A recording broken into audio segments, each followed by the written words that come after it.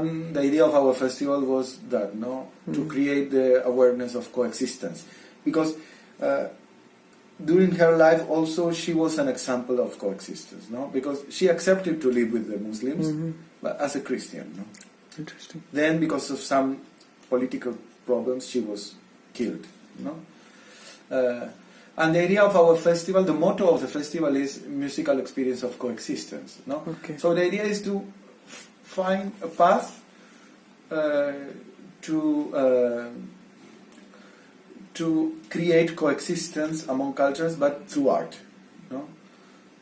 because there's a lot of these forums for discussing, like there's ecumenic forums for theologists and philosophers to discuss, and or now all these peace festivals where they put together this and this, Okay. But we'll realize what happens if we do a festival in which we create original music for the festival, combining different religions, which brought us to a very difficult situation with the Goan church, because they don't want to interact with the Hindus, with the Buddhists, with the Jewish. They want to be Catholic Christian Church of Goa. That's what they want to be.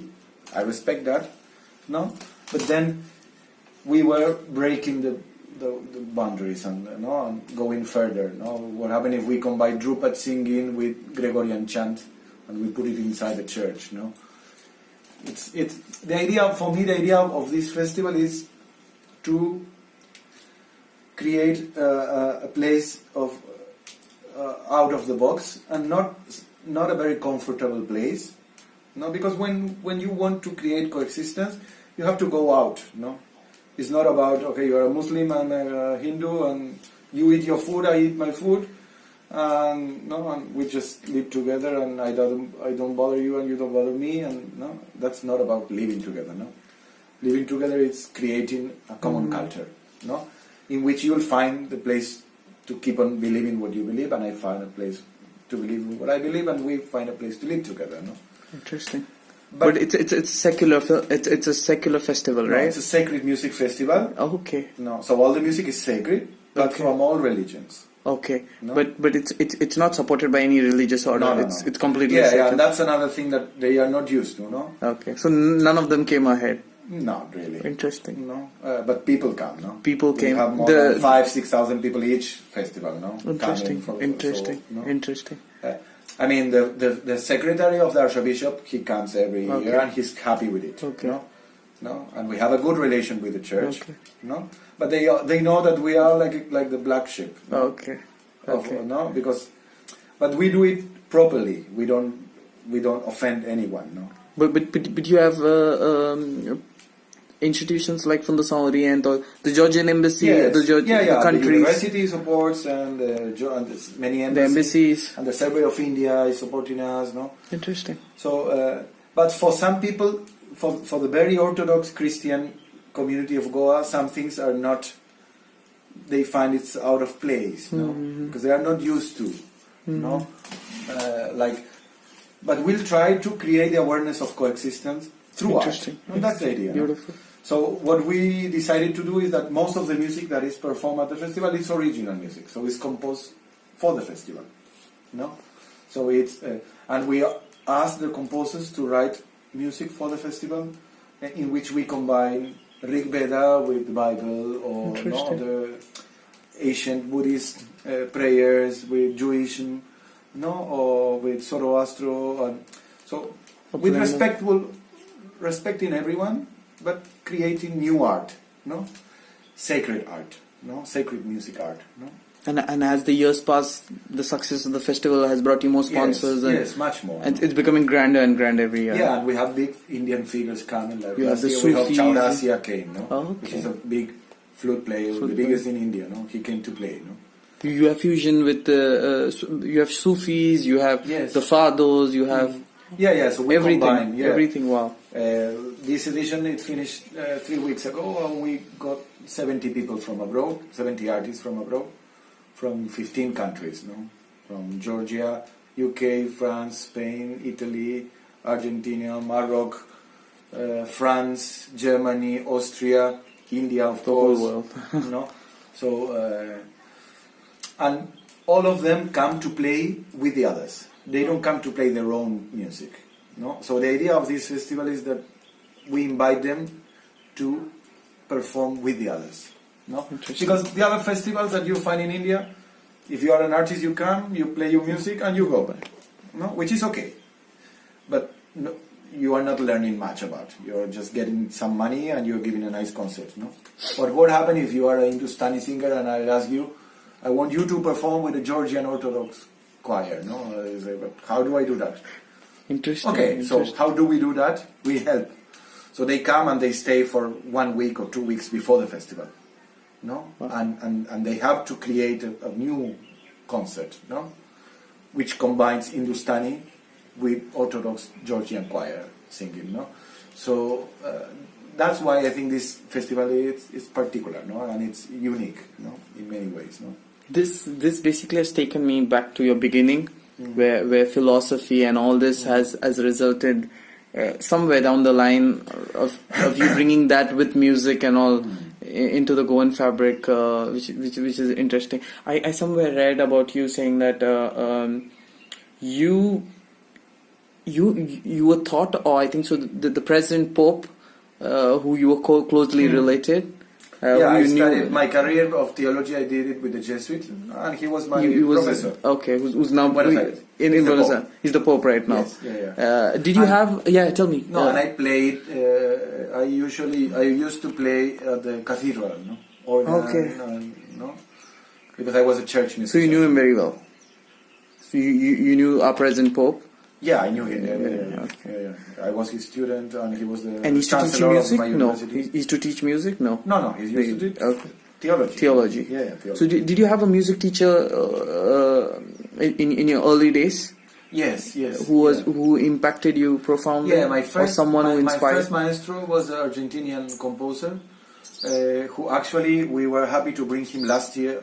Last November he came for the campus. For 1 week. Okay. His name is Martin Palmeri. Okay. He's the one that I started learning from composition. Mm-hmm. He's nowadays a very famous. He's resident composer at Carnegie Hall. No, in New York. No, he's a very big figure. Right now. He came last year. He stayed with us at the campus for 10 days, and then we did a trip with the university choir and we performed with the Symphonic Orchestra of India at the NCTA. Okay. No? That was a big achievement also for the university choir. No? So he impacted you a lot in your heydays? Yeah, and I was happy to bring him finally bring him back. No, I haven't seen him for 15 years. No. Okay. So it was for me a big pleasure. But were there other musicians, contemporary, who influenced you in your heydays? Yes, depending. Teachers, anyone who? Yes, but I think he was the first one, and then all my university teachers. No. Okay. Yes, there are and then I've got a big maestro in the one who took me from Bolivia to Spain to work at the University of Sevilla. He was his name is Jose Carlos Carmona. Okay. He's a famous writer and conductor. No, actually we are planning to bring him next year. No? So you were trained properly, or you were more self-learned? No, you were properly trained in the institute. In music, I did 3 full careers.